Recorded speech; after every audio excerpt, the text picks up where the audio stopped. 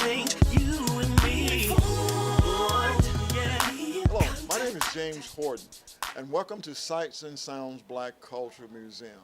Sights and Sounds Black Culture Museum is something that I created many, many years ago. Matter of fact, the museum got it started in 1976 in Tuscaloosa, Alabama. As a young man growing up, my great-grandmother told me that I was going to travel the world telling our story. I had no idea what she was talking about.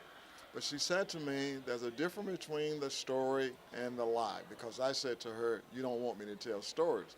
And she said, I'm going to tell you the story that my great-grandmother and grandmothers told me, and they said that someone in our family who look like you and who act like you is going to tell a story. So I'd like to welcome you to Sights and Sounds Black Culture Museum. Many people ask me, why did you create this? Where did it come from? Actually, it was embedded in me, as I mentioned earlier, by my great-grandmother, who told me I was going to do this.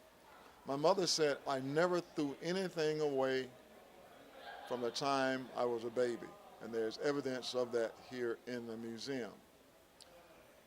In 1976, I was talking to some young people in Tuscaloosa, Alabama, about us, black people. And as I shared our story, they laughed at me. They said, no, that can't be true. So I thought that the thing for me to do was do some research myself and start sharing with those young people things about African Americans or black Americans that you don't find in the history books or being taught in the school, but the information is out here. You just got to do some research and start sharing that. That's basically how Sights and Sounds Museum got started, because what happened is that the young people go back and tell their parents and their grandparents, and they will show up and say, look, I want to donate this to the museum.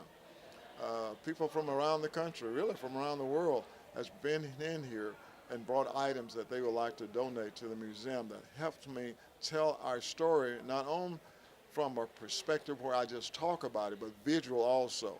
And that's something that I found out about our young people too. We are very visual. It's amazing what we learn from just seeing pictures.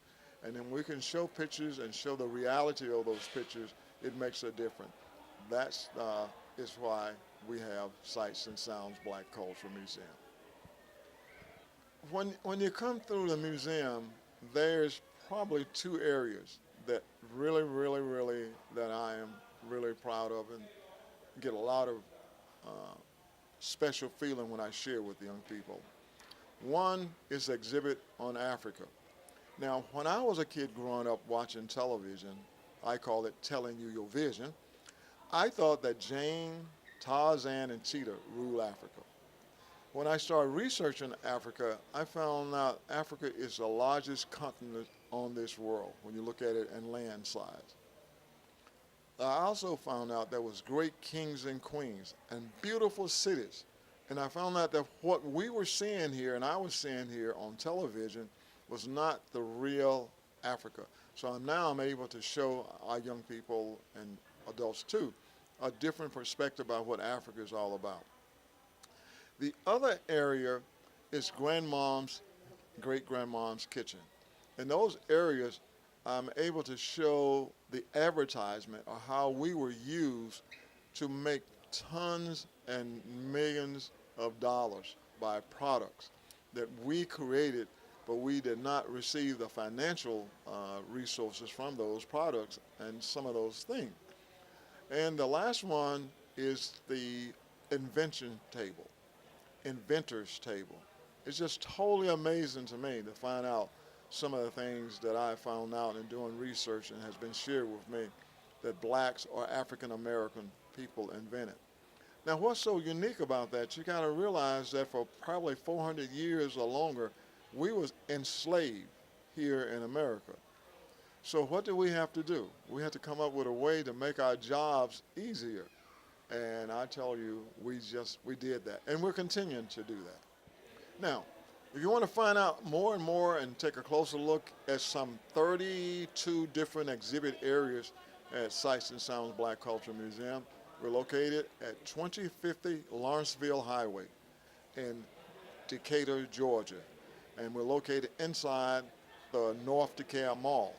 If you come into the mall, most people know where Bath and Body Works is. or the big green clock. We sit right across in front of the big green clock and next door to Bath and Body Works. Once again, that's 2050 Lawrenceville Highway, Decatur, Georgia, inside the North DeKalb Mall. Be informed. You gotta know what's going on in our community. So